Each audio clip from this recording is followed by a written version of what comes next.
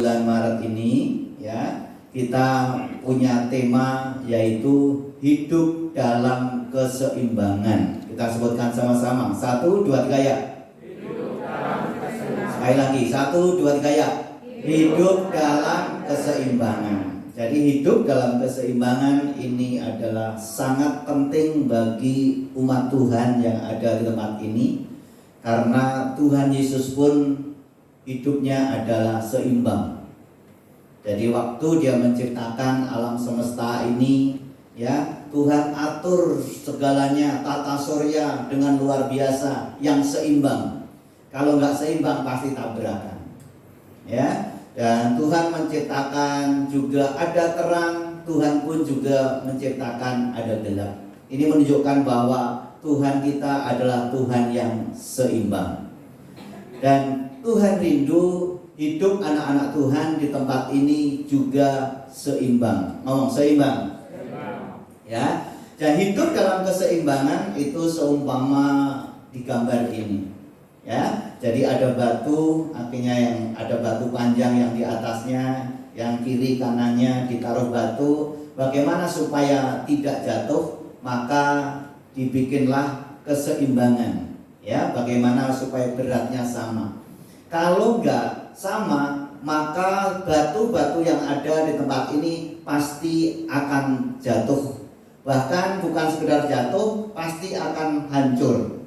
Nah, begitu juga dalam kehidupan kita. Hidup kita kalau tidak seimbang, maka hidup kita akan jatuh.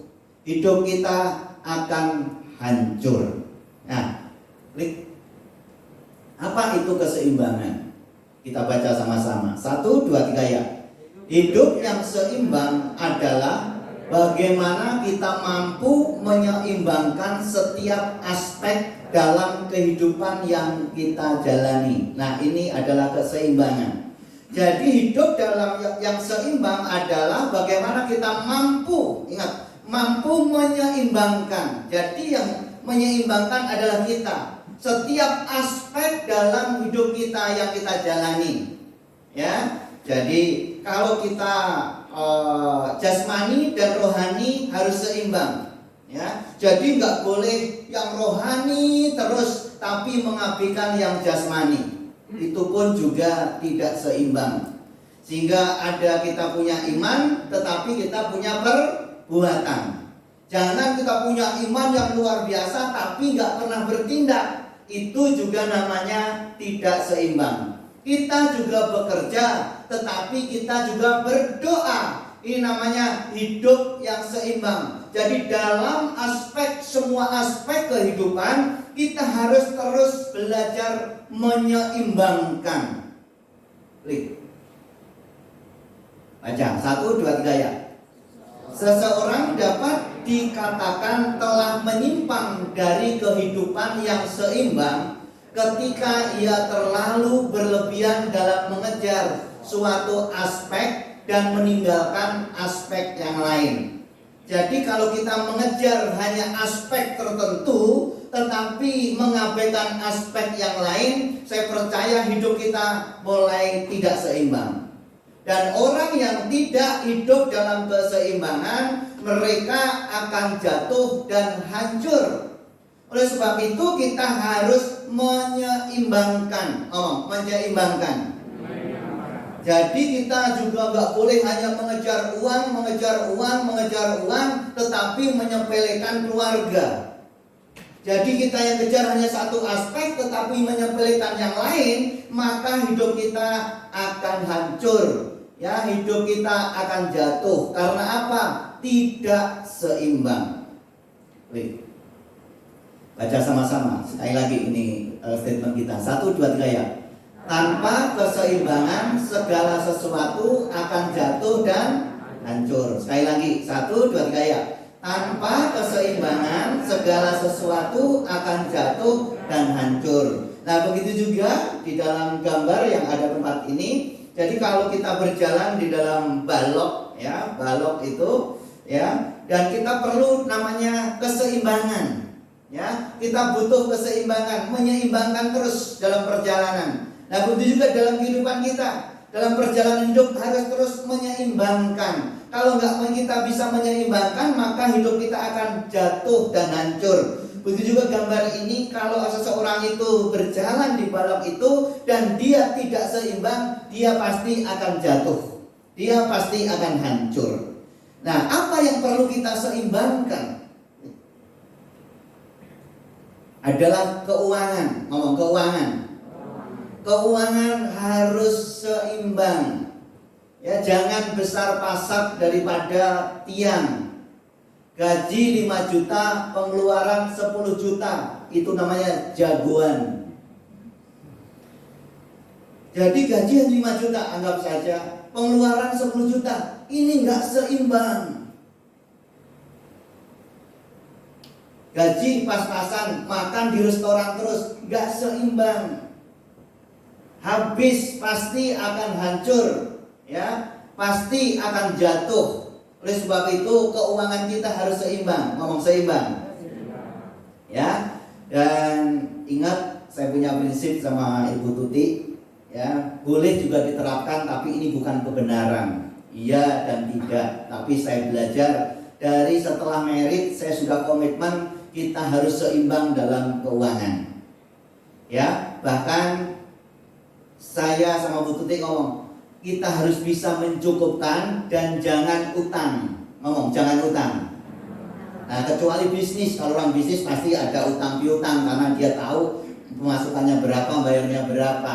Ya, utang yang saya maksud adalah utang yang tidak perlu, hanya gaya, ya, hanya supaya dilihat orang bahwa dia orang hebat, ya, sehingga dia utang untuk membeli sesuatu yang tidak perlu. Nah, kalau kita bisa seimbang dalam hal keuangan, saya percaya kita tidak akan jatuh. Kita akan diberkati Tuhan. Amin. Nah, apalagi keluarga, ya, bagi anak-anak muda yang belum married, angkat tangan. Ya, nanti hubungin saya. Engkau harus menjadi pasangan yang tidak seimbang. Aku harus menjadi pasangan yang seimbang, kata firman Tuhan. Karena kalau kita menjadi pasangan yang tidak seimbang, wah, keluarga kita pasti akan jatuh. Keluarga kita pasti akan berantakan. Ya, oleh sebab itu bagi anak-anak muda, carilah pasangan yang seimbang. Itu om sama tante nggak seimbang, beratnya saja beda. Masalah seimbang bukan masalah berat, ya, tetapi keseimbangan cara berpikir kita, visi yang kedepannya bagaimana. Saya percaya kalau kita seimbang, keluarga kita pasti diberkati. Tepuk tangan buat Tuhan Yesus. Apalagi kesehatan. Kesehatan harus seimbang. Banyak orang kerja, akhirnya melupakan kesehatannya. Juga ada yang makan, semuanya dimakan, semua yang berkaki dimakan. Ya, bahkan kaki meja pun juga dimakan. Ya, akhirnya apa? Sakit. Kenapa? Bukan karena salahnya Tuhan, tetapi karena salah kita sendiri, nggak seimbang. Contohnya apalagi? Contohnya adalah kendaraan. Kendaraan kalau 1 tahun sekali pasti di-balance. Kenapa? Supaya seimbang. Kalau nggak seimbang, pasti setirnya jadi miring ke kanan, miring ke kiri. Jadi nahannya susah. Karena apa? Nggak seimbang. Bisa-bisa kalau kita lepasin setirnya, bisa belok sendiri. Ya, belok sendiri pasti akan nabrak, pasti akan hancur. Kenapa bisa seperti itu? Karena tidak seimbang. Karena tanpa keseimbangan segala sesuatu akan jatuh dan hancur. Yang menjadi pertanyaan bagi kita adalah bagaimana supaya kita hidup dalam keseimbangan? Dan apa yang kita dapatkan kalau kita hidup dalam keseimbangan? Yang pertama adalah hidup dalam keseimbangan adalah hidup yang mempengaruhi keadaan, bukan dipengaruhi keadaan. Coba kita ngomong sama-sama. 1, 2, 3 ya. Hidup yang mempengaruhi keadaan, bukan dipengaruhi keadaan. Jadi ingat, hidup dalam keseimbangan adalah hidup yang bisa mempengaruhi keadaan, bukan dipengaruhi keadaan. Kalau saat ini masih kita dipengaruhi oleh keadaan, keadaan yang baik maka kita senang, keadaan susah maka kita pun akhirnya stres. Itu namanya hidup kita belum seimbang.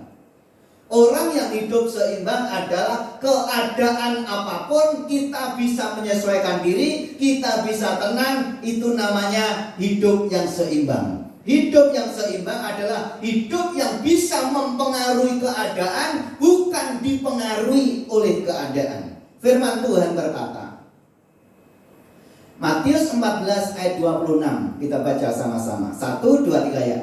Ketika murid-muridnya melihat dia berjalan di atas air, mereka terkejut dan berseru, "Itu hantu!" Lalu berteriak-teriak karena takut. Jadi waktu Tuhan Yesus setelah melayani, setelah selesai pelayanan, karena waktu itu setelah mengadakan mujizat, memberi makan 5.000 orang, maka setelah selesai memberikan makan, maka Tuhan Yesus berkata kepada orang banyak itu, suruh pulang karena sudah kenyang.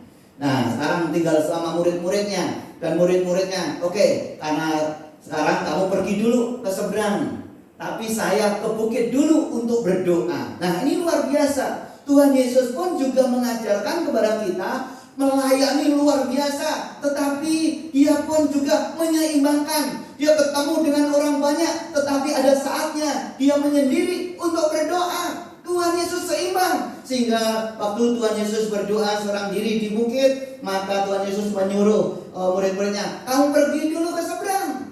Tapi setelah pergi ke seberang, ternyata murid-muridnya diterpa oleh angin sakal. Angin sakal itu apa? Angin seperti angin topan, tetapi hanya muter-muter di tempat. Gak bisa jalan, tetapi anginnya kencang sekali. Dan dalam kondisi ini akhirnya murid-murid gak sampai-sampai. Dan karena gak sampai-sampai, maka Tuhan Yesus mulai jam 3 petang, jam 3 pagi, pagi-pagi, akhir Tuhan Yesus berjalan di atas air, nemuin mereka. Sehingga ketika murid-muridnya melihat dia berjalan di atas air, mereka terkejut karena dia tahu bahwa Tuhan Yesus ada di bukit berdoa. Tetapi siapa ini yang berjalan di atas air? Jangan-jangan ini hantu. Dia mengalami ketakutan, dia berteriak. Saya percaya berteriak kencang, walaupun tidak kencang, nggak kedengeran karena ombaknya gede. Karena apa dia berteriak? Karena dia takut. Baca sama-sama. 1, 2, 3 ya. Ketakutan adalah tanda ketidakseimbangan, sebab mereka dipengaruhi oleh keadaan.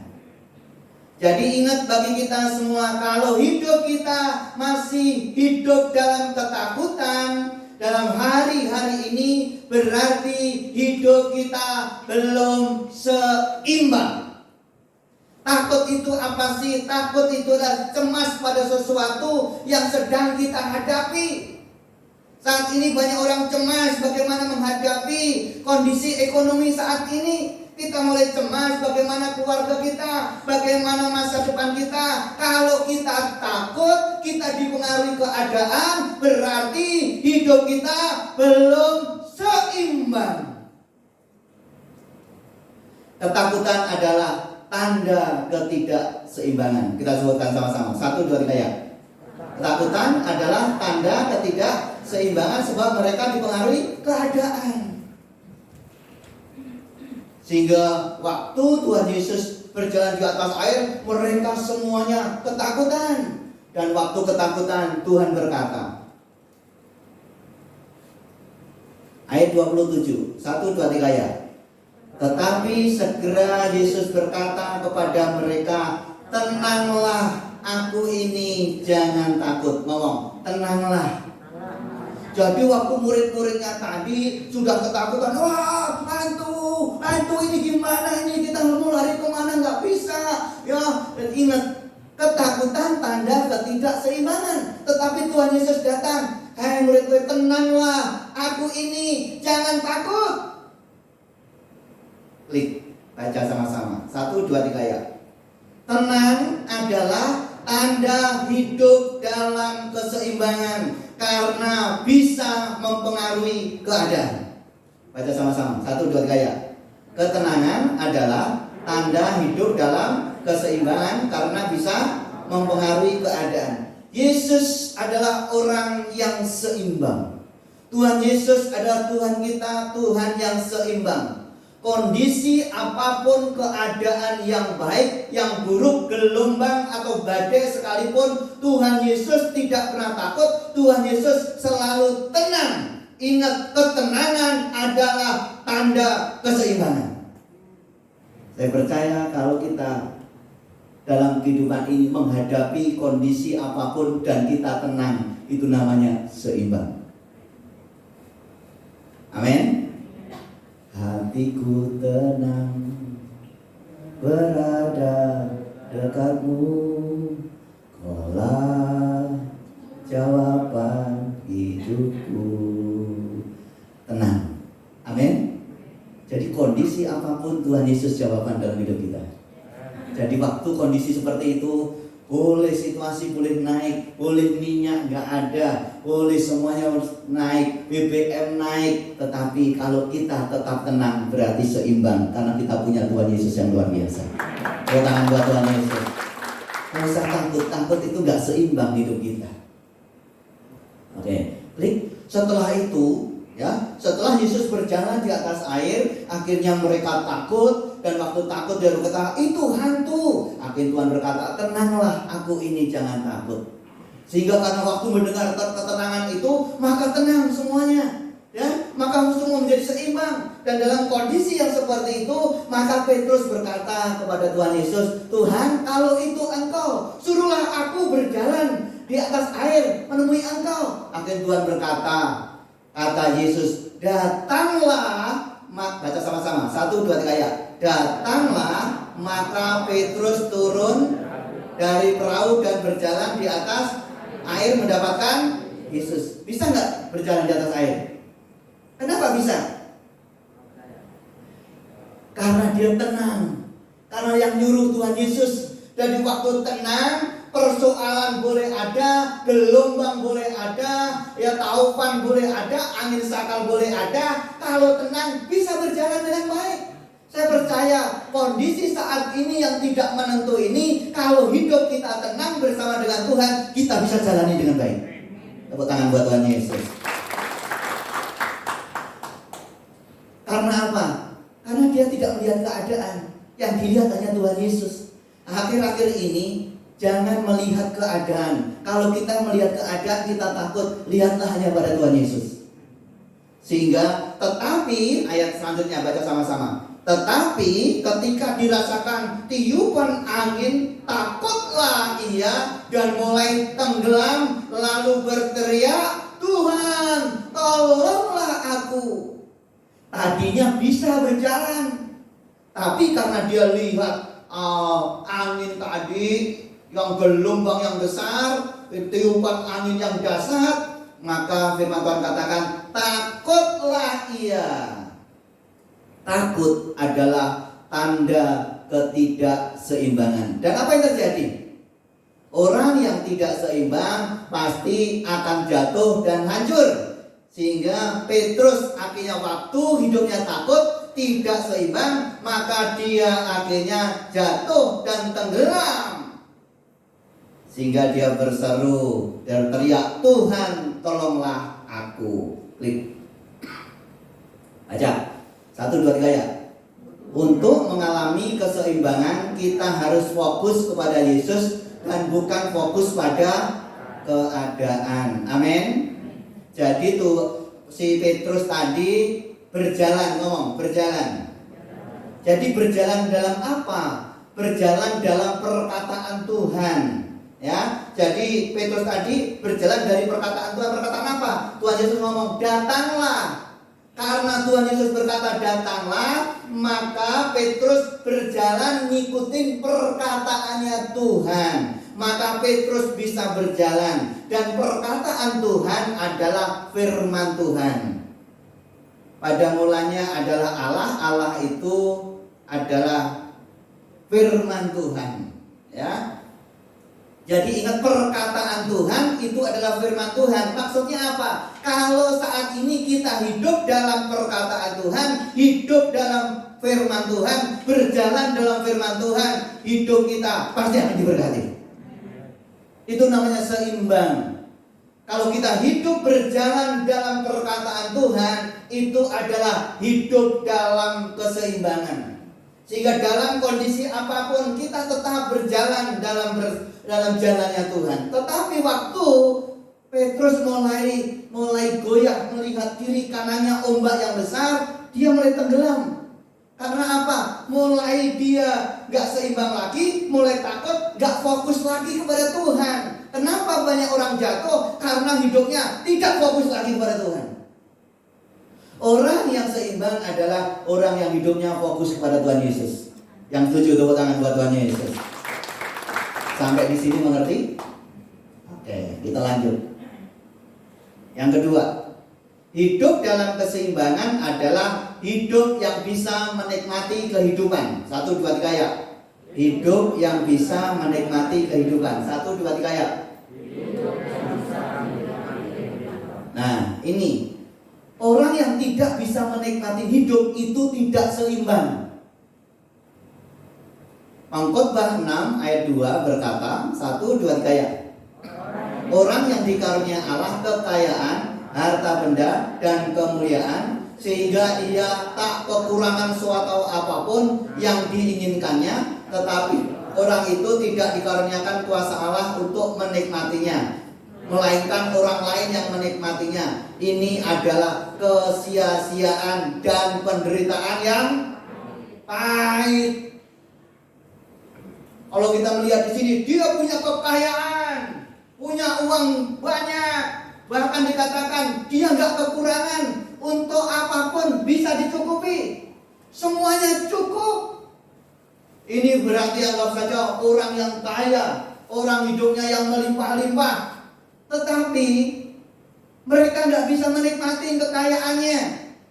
Dia kaya yang luar biasa, tetapi nggak bisa menikmatin yang menikmatin orang lain. Ini sia-sia. Ini adalah hidup penderitaan yang pahit. Kenapa? Nggak seimbang. Ngumpulin harta boleh, yang penting bisa menikmati. Bisa menikmati. Banyak orang di luar sana, bukan di sini. Kalau di sini sih udah oke. Di luar sana, wah itu rumahnya megah, gak kekurangan, kekayaannya melimpah, tetapi yang menikmati pembantunya. Akhirnya yang jadi bos siapa? Pembantunya. Akhirnya kalau pagi-pagi, yaudah kamu kerja, saya menikmati rumah, nonton TV yang besar, ya, menikmati rumahnya, ya. Orang lain yang nikmatin, tapi bosnya nggak nikmatin. Itu namanya kesia-siaan dan penderitaan yang pahit. Penderitaan yang pahit. Maksudnya adalah kalau kita tidak bisa menikmati hidup ini adalah kita tidak seimbang, menjadi kita menderita kehidupan yang pahit. Pahit, pahit. Enak nggak? Ya pahit. Ya, oleh sebab itu kalau kita bekerja, ya harus seimbang. Amin. Harus seimbang. Ya, harus seimbang. Kita pun juga bisa menikmati. Kita bisa makan dengan baik. Kita ada saatnya kita bekerja, tapi ada saatnya kita rekreasi. Tapi juga jangan rekreasi terus, tapi kita nggak bekerja. Ke mall terus, tapi kita nggak beribadah. Itu juga nggak seimbang. Ke mall berani, tapi ke gereja nggak berani. Itu juga nggak seimbang. Itu kalau orang yang nggak seimbang, itu adalah penderitaan yang pahit. Penderitaan yang pahit. Jadi kita harus bisa menikmati hidup. Menikmati hidup. Coba lihat kiri kanannya. Lihat kan orang yang menikmati dan orang yang beban berat. Ya. Jadi hidup itu dinikmatin. Pak, kondisi saat ini apa bisa dinikmatin? Bisa. Amin. Kalau pagi-pagi saya itu ngopi sama Bu Tuti di tempat yang luar biasa. Tiap pagi, yaitu di dapur. Saya bilang, Ma, tiap hari saya nemenin ngopi. Karena pergaulan itu menentukan, ya, pergaulan yang buruk menentukan kebiasaan yang baik. Ya, begitu juga kalau kita bergaul pada siapa, itulah kita. Saya bergaul sama Ibu Tuti yang suka ngopi, jadi ikut ngopi. Pagi-pagi, mah kita kelihatan seperti di puncak ya begini. Apalagi hujan, rintik-rintik, enak ya mah. Alah kamu. Nikmatin, ngomong nikmatin. Banyak orang waktu menikmatinya kalau hanya waktu berteman anak muda, waktu pacaran kelihatannya ini, tapi setelah keluarga nggak bisa menikmati, berantem terus. Itu adalah penderitaan pahit, kesia-siaan. Jadi ingat, kerja boleh mati-matian, tapi harus bisa menikmati. Kalau enggak percuma. Baca 1, 2, 3. Mempunyai kekayaan yang melimpah tetapi tidak bisa menikmati adalah kesia-siaan. Ngomong sama-sama. 1, 2, 3 ya. Mempunyai kekayaan yang melimpah tetapi tidak bisa menikmati adalah kesia-siaan. Ya. Kecaplah dan lihatlah betapa baiknya Tuhan itu. Rasakan dan nikmati kasih setia Tuhan. Tuh, nikmati, ngomong nikmati. Pelayanan nggak bisa nikmati, nggak bisa senyum. Ya, jadi kita harus nikmatin. Amin. Ya, jadi mempunyai kekayaan yang melimpah tetapi tidak bisa menikmati, sia-sia. Orang lain yang nikmatin. Amsal 30 ayat 8. Baca 1, 2, 3 ya. Jangan berikan kepadaku kemiskinan atau kekayaan. Biarkanlah aku menikmati makanan yang menjadi bagianku. Ini seimbang. Ini si Salomo. Ya, Salomo. Jangan berikan kekayaan, kemiskinan. Maksudnya apa? Supaya bisa menikmati. Ayat 9. 1, 2, 3 ya. Supaya kalau aku kenyang, aku tidak menyangkalmu dan berkata siapa Tuhan itu. Atau kalau aku miskin, aku mencuri dan mencemarkan nama Allah. Bahkan Rasul Paulus pun juga ngomong di dalam Filipi 4 ayat yang ke-11 sampai yang ke-13. Dia katakan, aku tahu apa itu kelimpahan, aku tahu apa itu kekurangan, tetapi aku belajar mencukupkan diri dengan apa yang ada padaku. Ngomong, mencukupkan diri. Rasul Paulus tahu itu kekayaan, kelimpahan, kekurangan, tahu. Tetapi Rasul Paulus aku belajar untuk mencukupkan dalam segala hal. Jadi maksudnya apa? Rasul Paulus bisa menyesuaikan diri. Ngomong, menyesuaikan diri. Orang yang bisa menyesuaikan diri dengan keadaan adalah orang yang seimbang. Sehingga di ayat ke-13-nya Rasul Paulus berkata, segala perkara dapat kutanggung di dalam Dia yang memberi kekuatan kepadaku. Karena apa? Rasul Paulus tahu bagaimana itu kenyang, bagaimana kelaparan. Dia bisa menyesuaikan diri karena dia tahu segala perkara dapat ditanggung di dalam Dia yang memberi kekuatan kepadanya. Tepuk tangan buat Tuhan Yesus. Ini adalah orang yang seimbang. Ngomong seimbang. Ya, klik. Baca 1, 2, 3 ya. Menjadi kaya bisa membuat orang lupa diri. Sebab itu Tuhan izinkan mengalami masa sulit supaya sadar diri. Kalau enggak, di dalam Tuhan orang kaya ini bahaya. Tapi puji Tuhan, orang-orang kaya yang tempat ini semuanya adalah orang yang siap diberkati Tuhan. Ya, tepuk tangan buat Tuhan karena mereka bisa menikmati dan bisa mendedikasikan kekayaannya untuk kemuliaan nama Tuhan. Ya, akhirnya Tuhan bikin yang namanya ada kaya, ada miskin.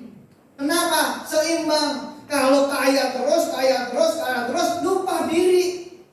Karena lupa diri, Tuhan bikin sulit, dibikin bangkrut supaya dia sadar diri. Supaya apa? Seimbang. Kalau nggak seimbang, sombong sekali. Ngomong kiri kanannya. Jangan ngomong saya, lihat. Dari alisnya, dari sombong. Kalau sombong itu alisnya itu naik turun. Ya, jadi ingat hari ini kalau kita bisa menikmati hidup itu adalah karena untuk menikmati hidup tidak diukur dari seberapa banyak yang kita miliki. Ya, apapun yang ada pada kita, kalau kita bisa mensyukuri, maka kita bisa menikmati. Kalau kita bisa menikmati, hidup kita seimbang. Tepuk tangan buat Tuhan Yesus. Yang terakhir, hidup dalam keseimbangan adalah hidup kita berkenan kepada Tuhan. Ngomong 1, 2, 3 ya. Hidup kita berkenan kepada Tuhan. Jadi kalau seimbang berkenan. Firman Tuhan berkata, baca sama-sama. 1, 2, 3 ya. Dan sekalipun aku membagi-bagikan segala sesuatu yang ada padaku, bahkan menyerahkan tubuhku untuk dibakar, tetapi jika aku tidak mempunyai kasih, sedikit pun tidak ada faedahnya bagiku. Jadi ini orang yang baik sekali. Orang yang bisa membagi-bagikan semua yang ada, tetapi nggak ada kasih, nggak ada keseimbangan. Hidupnya itu sudah tidak baik, perkataannya tidak baik. Apa yang terjadi? Sia-sia. Bahkan di atasnya, walaupun kamu punya karunia untuk bernubuat, karunia punya iman untuk memindahkan gunung, tetapi kalau tidak punya kasih, tidak ada gunanya. Kita boleh punya karunia yang besar, melayani dengan dasar, tetapi kita diimbangi dengan karakter yang baik, ini luar biasa. Tetapi kalau nggak diimbangi dengan kasih yang baik, pelayananmu juga sia-sia. Anggap aja kalau yang di atas ayat 1-nya, wow, dia pinter semua bahasa malaikat, semua bahasa manusia, tetapi nggak punya kasih. Itu seperti canang yang bergemirincing.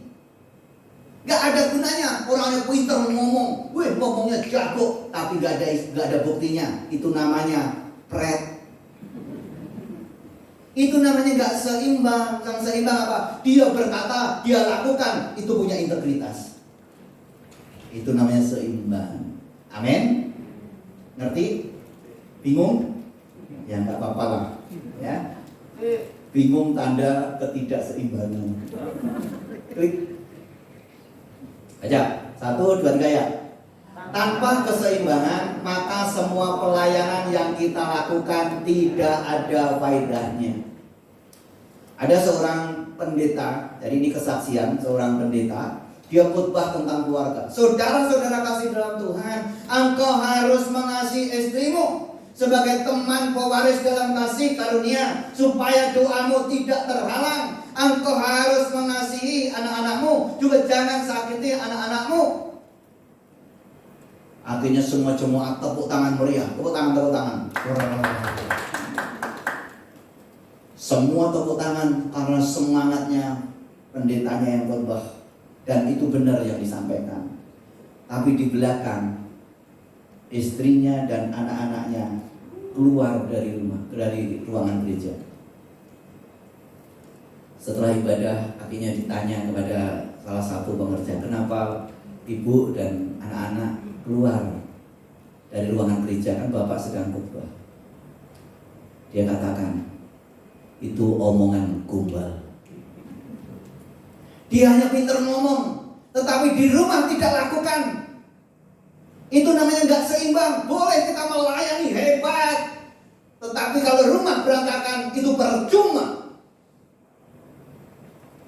Ada seorang ngomong kepada saya, orang baru, dia katakan, Pak, saya suami, dia temannya yang ngomong, suaminya nggak mau ke gereja, Pak. Kenapa nggak mau ke gereja? Dia nunggu kalau istrinya berubah, itu mulutnya berubah, dia mau ke gereja. Dia ke gereja setiap minggu ke gereja, tapi mulutnya nggak pernah dijaga. Mendingan mulutnya itu dikunci, Pak. Ya, kalau begitu, Cik Natal harus sedia kunci banyak di sini. Setiap mulut cerewet kunci cepat. Jadi itu gak seimbang. Banyak orang pintar hanya ngomong, melayani hebat. Keluarga ditinggal melayani. Alasannya melayani, tapi keluarga berantakan. Istrinya suaminya jadi ditinggal, jadi berantem di rumah kalau itu. Nggak bisa, kita aspek yang satu kita tonjolkan, yang lain kita abaikan, nggak seimbang. Ingat, bagi kita yang di sini harus seimbang. Amin. Melayani itu harus, tetapi melayani keluarga juga harus. Klik. Baca Yakobus 1 ayat 6. 1, 2, 3. Jikalau ada seorang menganggap dirinya beribadah tetapi tidak mengekang lidahnya, ia menipu dirinya sendiri, maka sia-sialah ibadahnya. Ya, ini yang tadi saya kesaksikan. Dia nggak mau ke gereja gara-gara dia setia, semua ibadah diikutin, tetapi omongannya nyakitin waktu di rumah. Kalau di gereja seperti malaikat terang, malaikat yang membawa kehidupan, tetapi waktu di rumah seperti malaikat maut. Itu namanya nggak seimbang. Amin. Dan saya belajar ini juga belajar untuk saya juga. Saya pun juga belajar. Dulu ini saya dulu awal-awal keluarga, saya nggak seimbang. Saya pelayanan. Saya anggap itu paling utama. Betul, melayani Tuhan itu harus. Tetapi saya mengabaikan istri saya. Sehingga waktu awal-awal pernikahan, istri saya kurus sekali. Bersyukurlah sekarang kalau nggak kurus. Sehingga istri saya ngomong, udah nggak usah pulang sekalian, tidur aja di gereja. Saya menjadi berkat buat jemaat, tetapi nggak menjadi berkat buat keluarga. Itu bohong, itu sia-sia. Itu namanya penderitaan pahit. Amin. Harus seimbang. Ya, jadi ingat si Natal dari mana? Kalau nggak ada kunci, pakai aja lakban. Jadi nanti kalau itu pulang itu dilakban. Klik. Baca 1, 2, 3 ya. Keseimbangan dalam melayani Tuhan dan sesama membuat kita berkenan di hadapan Tuhan. Amin. Kenapa berkenan? Apa yang kita melayani, bener. Yang di keluarganya juga seperti itu loh. Yang diomongin bener loh. Akhirnya apa? Memuliakan Tuhan. Ada juga orang yang ngomong pinter, menyembahnya pinter, khotbahnya pinter, ya. Saudara kasih dalam Tuhan, saudara pasti diberkati. Usaha pekerjaan pasti diberkati, semuanya amin. Tapi dia sendiri banyak utang. Akhirnya yang jemaat yang tahu, bohong. Dia sendiri nggak seperti itu, utangnya banyak, gak jadi berkat. Ngomong kiri kanannya, kamu bisa jadi berkat. Klik. Kesimpulannya adalah, tanpa keseimbangan segala sesuatu akan jatuh dan hancur. Oleh sebab itu kita harus hidup dalam keseimbangan. Hidup dalam keseimbangan adalah, baca, hidup yang mempengaruhi keadaan, bukan dipengaruhi keadaan. Maksud dari khotbah hari ini, ingat, kalau kita mau seimbang, jangan mudah dipengaruhi oleh keadaan.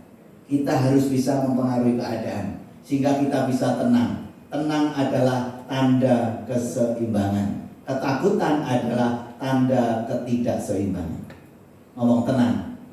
Kondisi apapun tenang. Gak ada minyak, cari minyak.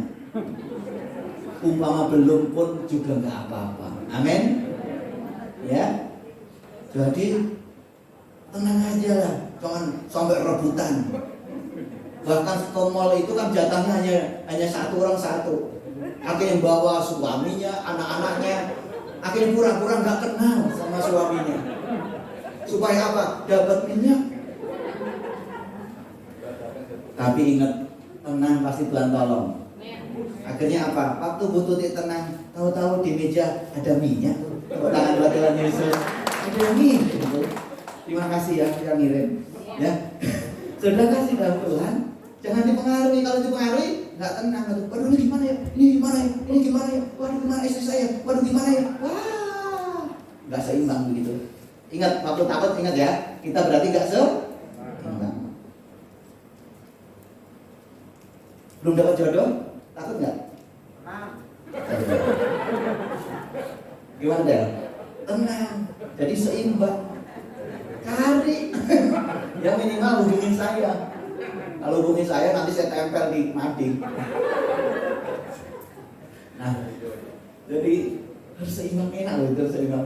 Terus hidup dalam keseimbangan adalah hidup, baca, hidup yang bisa menikmati kehidupan. Enak loh kita nikmatin kondisi seperti ini, bisa nikmat. Tapi di luar sana nggak bisa nikmatin loh hidup. Wah, kalau kita nikmatin tuh enak loh. Makan pun walaupun lebih baik apa tuh, makan sayur dengan sepiring sayur dengan kasih daripada dengan lembu tambun dengan pertengkaran. Kalau kita itu ada damai, bisa menguasai keadaan, nikmat loh apa saja. Makan sama sayur, nikmat. Tapi makan sayur terus, darah tinggi. Kenapa? Dia kesel, yang lain makan daging, kok saya sayur terus, gara-gara kesel, darah tinggi. Tidak. Baca 1, 2, 3 ya. Kita berkenan kepada Tuhan loh. Amin.